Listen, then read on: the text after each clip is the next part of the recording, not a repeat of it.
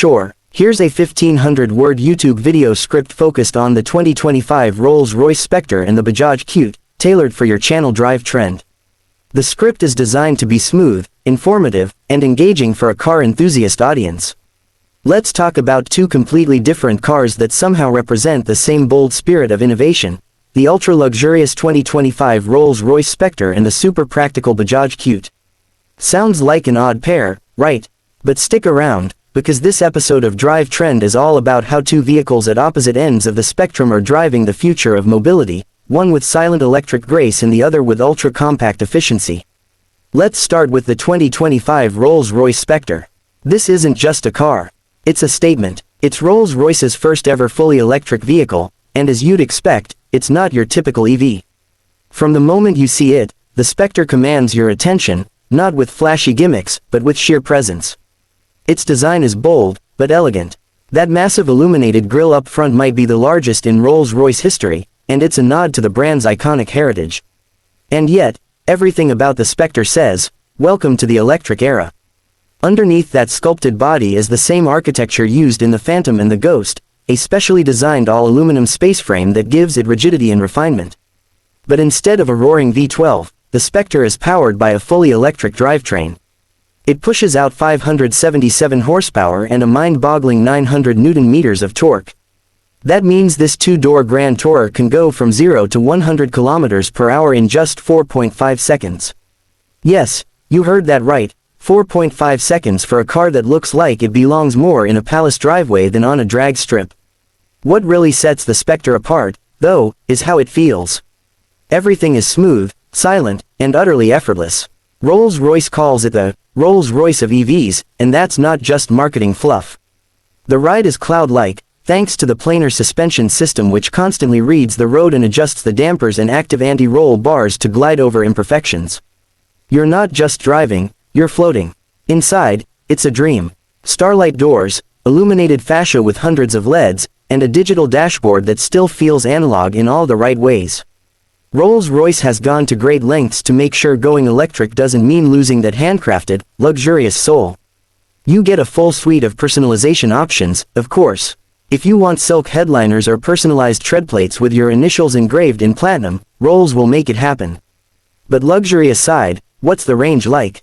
Well, the Spectre offers around 520 kilometers of range on the WLTP cycle, which is pretty impressive for a car of its size and weight. Charging. It supports fast charging at up to 195 kilowatts, meaning you can juice up from 10% to 80% in about 34 minutes, assuming you're near a high-speed charger.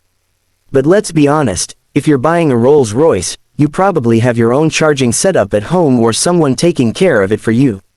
Now let's pivot. From a $400,000 electric Rolls to a car that costs about as much as the Spectre's optional picnic basket.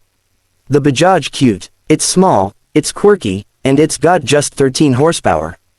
But don't be too quick to judge. In its own way, the Coupe is just as revolutionary. At first glance, the Coupe looks like a microcar or maybe even a tuk-tuk with a hardtop. And technically, it's not even classified as a car in some countries, it's a quadricycle. But that's exactly what makes it interesting. It's tiny, ultra-efficient, and designed for the kind of short-distance urban travel that millions of people deal with every single day. Let's get into the specs. The Coupe runs on a tiny 216cc single-cylinder engine, with options for both petrol and CNG. It's got a 5-speed sequential gearbox and tops out at around 70 km/h.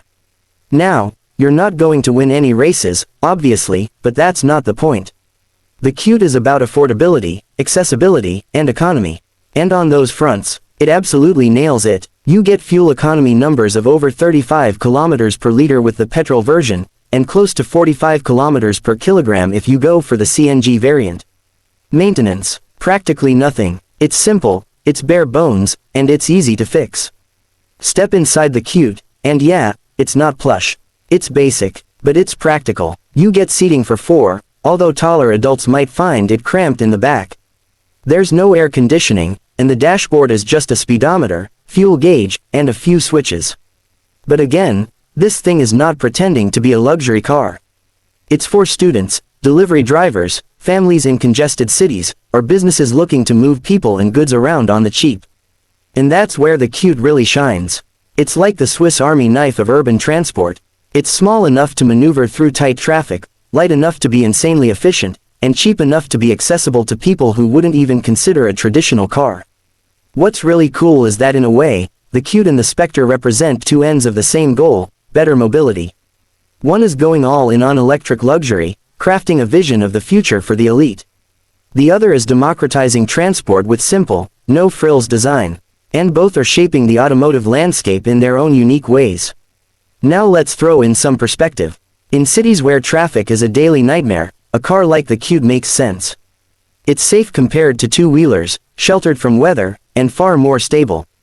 It emits less CO2 than a regular car, and it takes up way less space. That's urban efficiency at its best. On the flip side, cars like the Spectre show us how luxury brands are adapting to sustainability without compromising identity. It's proof that the electric future isn't just about minimalism and function, it can be opulent, refined, and deeply personal. Of course, these two won't be cross-shopping targets for buyers. Nobody choosing a Coupe is also looking at a Spectre brochure. But that's what makes them such an interesting duo. They tell us that the future of cars doesn't belong to just one idea. It belongs to variety, and that's exactly what we at Drive Trend love to see. So, what's the takeaway? Whether you're riding in a handcrafted electric Rolls or a 3-meter-long budget commuter, the direction is clear: efficiency, sustainability, and purpose-driven design are here to stay. Whether it's with silent power or tiny practicality, the automotive world is changing fast. And as always, we're here to keep you in the driver's seat. Thanks for hanging out with us today. If you enjoyed this comparison, make sure you hit that like button, subscribe to Drive Trend, and drop a comment telling us which end of the spectrum you find more exciting, the luxury of the Spectre or the raw practicality of the Coupe. Catch you in the next one. Let me know if you'd like to turn this into a script with visuals or narration notes too.